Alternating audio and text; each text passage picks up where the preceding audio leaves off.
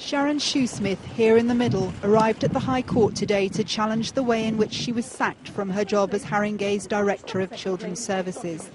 Her lawyers told of how her life had been devastated. She'd had suicidal thoughts, received death threats, and was now facing financial ruin.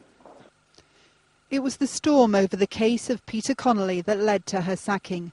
The 17-month-old died with more than 50 injuries, yet he was monitored by social workers in Ms. Shoesmith's department, amongst other professionals. Peter's mother, her boyfriend and the boyfriend's brother were convicted of causing his death. Immediately after, Haringey left it to Sharon Shoesmith to say that no one in her department would be sacked. A number of people have received written warnings about some of their work, and there isn't the evidence for anyone to lose their job. If there was, that would have happened. Today, the court was told that Ms. Shoesmith had been in regular contact with the government in the months before the end of the trial. But it's claimed attitudes changed after a heated Commons exchange about the serious case review into what happened. Unacceptable. It is being led by Mrs. Shoesmith, who is the Council's own Director of Children's Services. Does the Prime Minister agree with me? She cannot possibly investigate the failure of her own department.